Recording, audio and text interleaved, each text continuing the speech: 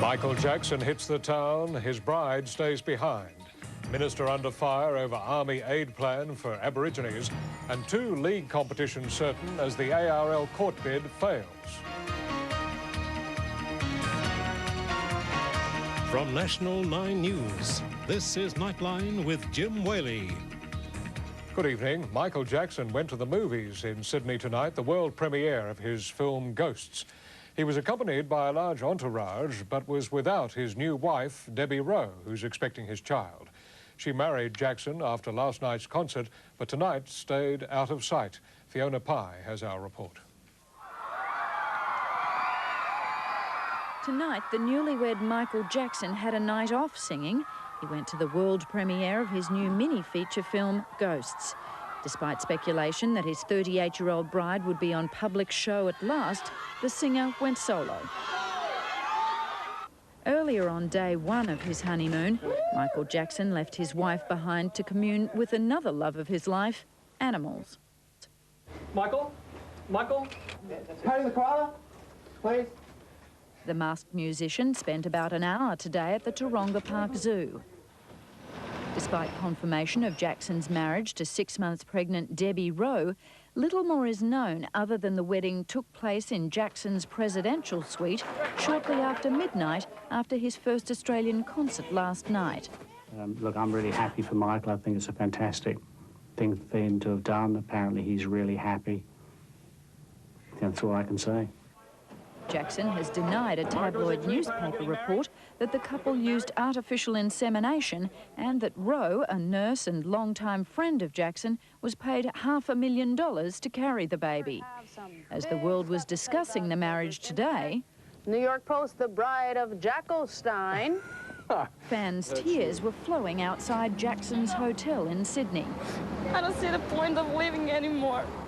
These sisters from New Zealand spent all their savings to come here to see the singer. Previous money had gone on tattoos. Lots of people are hurted for him to be happy. Jackson performs his second Sydney concert tomorrow before moving on to Brisbane. Fiona Pye for Nightline. The federal government is under attack over its plan for the Army to provide much-needed services for outback Aboriginal communities. Aboriginal leader Lois O'Donoghue says it's a political stunt. The Northern Territory government also questioned the proposal. But that wasn't the only problem confronting Aboriginal Affairs Minister John Herron today. Laurie Wilson has our report. John Herron may have been on campus to unveil a major initiative designed to help remote Aboriginal communities, but that seemed to have little impact on student protesters at the Australian National University. Why don't you go up there and help them in Rwanda? Go up to Rwanda and donate your time.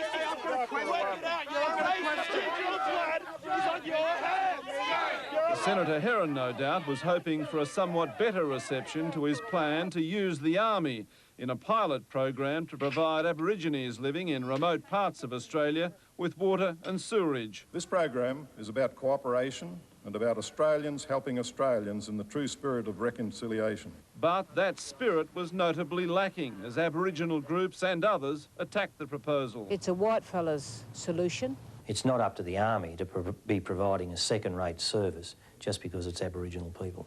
Even the Northern Territory government was sceptical. I would say that the Army has a limited role to play on a limited number of communities. The Northern Territory says it wasn't even consulted by Senator Herron, nor for that matter was ATSIC. Lois O'Donoghue says the minister should have waited until the new ATSIC board was in place next month before announcing his plan. 3 weeks he's got to wait.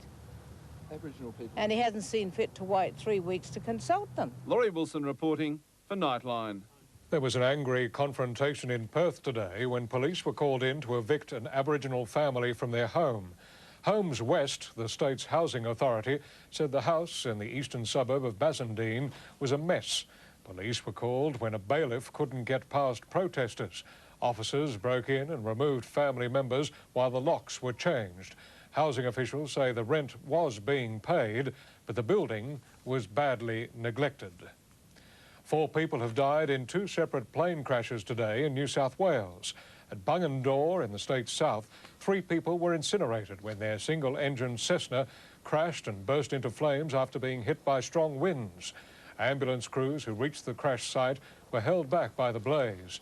Killed were 2 women and a man, all aged in their 20s.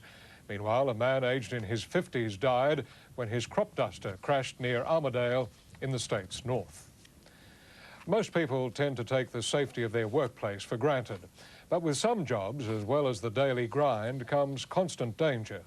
Despite the relatively good safety record of Australian mining, accidents underground tend to be fairly unforgiving, as we saw in yesterday's tragedy in the Hunter Valley. Today, the families of the 4 men who died were trying to cope with their loss.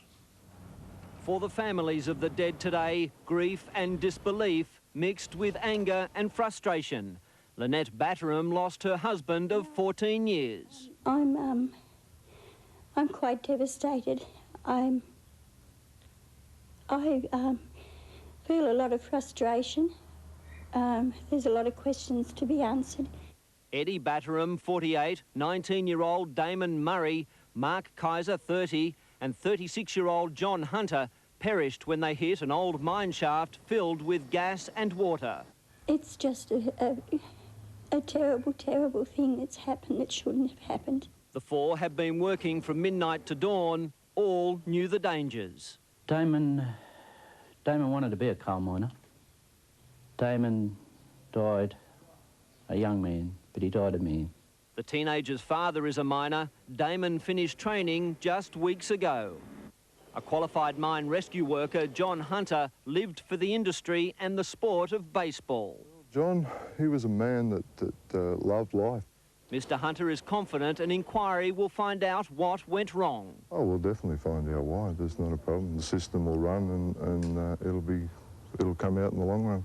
While all 4 families are trying to come to grips with the tragedy, they all want to make sure an independent inquiry gets to the bottom of the disaster.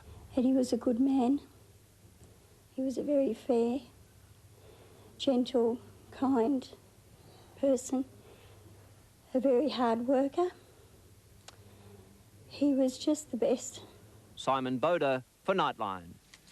The battle for rugby league supremacy is now in the hands of the fans. They'll decide who's the winner now that 2 competitions seem certain for next season.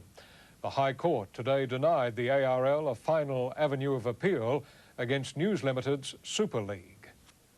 The ARL sought victory at any cost for its beloved code, but after a multi-million-dollar 19-month battle and to the despair of its supporters, this was the end of the line. In a hearing bristling with wigs, the league asked the nation's highest court for one more round with Super League, arguing that the Federal Court of Appeal erred in overturning the ARL's original emphatic victory. It was a last desperate attempt to keep the legal ball in play, but in the end the arguments were tenuous and often emotional, and in the view of the full bench, without the necessary merit. For the ARL, game over. What? There is no justice in this country. None! In the Super League camp, contrasting relief. Fairly wearing, but at least we got there at the end. Some people don't seem to be entirely happy with it, but anyway.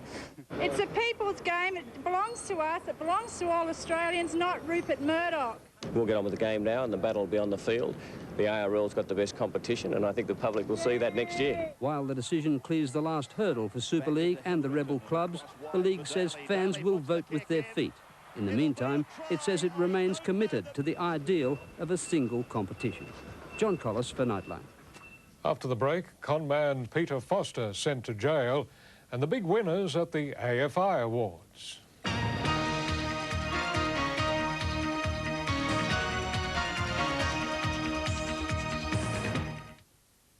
A Sydney taxi driver has died after being attacked late today in the inner western suburb of Drummoyne. The 27-year-old man was stabbed in the neck and the chest. It's believed the attacker, who stole the cab's money bag, flagged down a woman driver who dropped him near the Ryde swimming pool. A large-scale manhunt is underway on the Gold Coast tonight, following a bungled robbery in which shots were fired at police and a man taken hostage. 4 men bashed the manager of a motor inn at Surfers Paradise, demanding money. As they fled, a passing motorist ran into their vehicle. The bandits ran into a house, taking a hostage who was later freed when 2 of the men surrendered. The other 2 are still on the run. Melbourne police have arrested 2 men believed to have committed an Adelaide bank robbery yesterday in which 2 people were shot. Armed robbery squad officers intercepted and surrounded a car containing the pair in a northwestern suburb. A security guard and an English tourist were shot in yesterday's hold-up and an estimated $350,000 taken. Convicted conman Peter Foster, sentenced today to 18 months jail, has vowed he'll make a fresh start in business when he's served his time. Foster had been found guilty of holding fake passports and trying to influence 3 former business partners to lie to the Australian Securities Commission.